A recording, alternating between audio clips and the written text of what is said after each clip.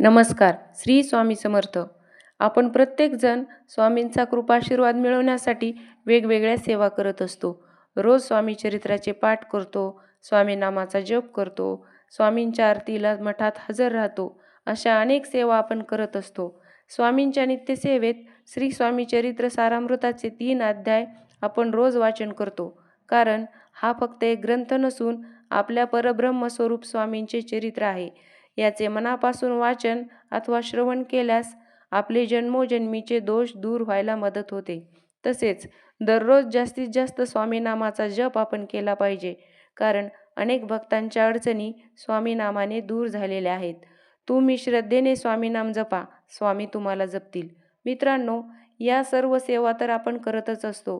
पण या व्यतिरिक्त आणखी एक सेवा आहे जी स्वामींना अत्यंत प्रिय आहे.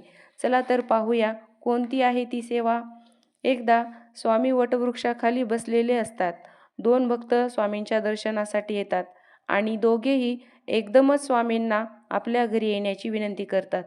त्यावर स्वामी हसतात आणि मनात त्यांची परीक्षा घेण्याचा विचार करतात आणि दोघांनाही सांगतात, मी येईन तुमच्या घरी. त्या अगोदर मी तुम्हाला 3 दिवस देतो. या 3 दिवस तुम्ही माझी सेवा करा.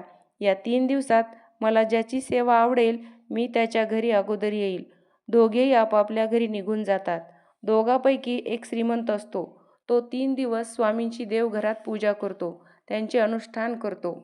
3 दिवस बाजारातून चांगले चांगले पदार्थ आणून पंचपक्वान्नाचा नैवेद्य स्वामींना अर्पण करतो. या 3 दिवसात जेवढे काही महागातले चांगले स्वामींना अर्पण करता येईल ते करतो. आणि दुसरा जो भक्त असतो त्याची परिस्थिती हलाखीची असते. तो विचार करतो की आपल्याकडे तर आपल्याच खायचे वांदे आहेत, तर मी स्वामींसाठी काय करू शकतो. शेवटी त्याला वाटतं आपण काहीच स्वामींची सेवा करू शकणार नाही आणि स्वामी काही आपल्याकडे येणार नाहीत. पण त्याची एक सवय होती. तो ज्यांना कोणालाही भेटायचा त्यांना स्वामींबद्दल सांगायचा. अगदी अंतःकरणापासून स्वामींचा महिमा सांगायचा. एखादी व्यक्ती अडचणीत असल्यास त्यांना घेऊन थेट स्वामींकडे जायचा. या 3 दिवसातही त्याने हेच केले. जो कोणी भेटेल त्यांना स्वामी महिमा सांगून मनोभावे स्वामींचे गुणगान गायचा. 3 दिवस संपतात आणि दोघेही स्वामींकडे जातात. श्रीमंत भक्त स्वामींना म्हणतो, स्वामी माझ्या घरी चला, मी तुमची खूप मनोभावे सेवा केली आहे.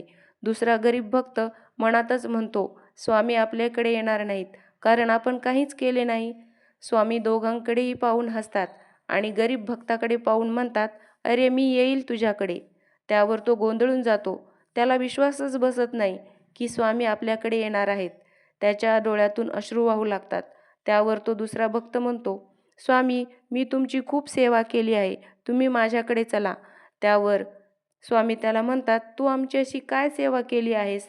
त्यावर तो सांगू लागतो, मी 3 दिवस तुमच्यासाठी महागड्या वस्तू आणल्या, पंचपक्वान्नाचा नैवेद्य तुम्हाला दाखवला.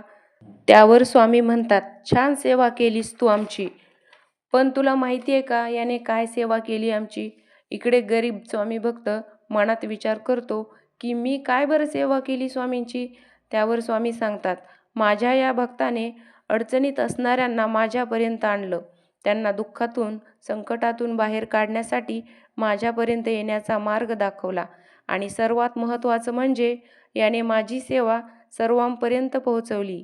तू जी सेवा केलीस तीही श्रद्धेने केलीस, पण ती स्वतःसाठी स्वतःच्या सुखासाठी केलीस. पण याने दुसऱ्यासाठी केली, दुसऱ्याचे दुःख दूर व्हावे म्हणून केली, म्हणून याची सेवा आमच्यापर्यंत लवकर पोहोचली.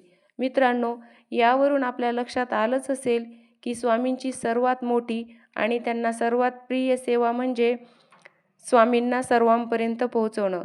तुम्ही तुमची वैयक्तिक सेवा करत असालच, पण त्यामुळे फक्त तुमचे वैयक्तिक प्रश्न सुटतील.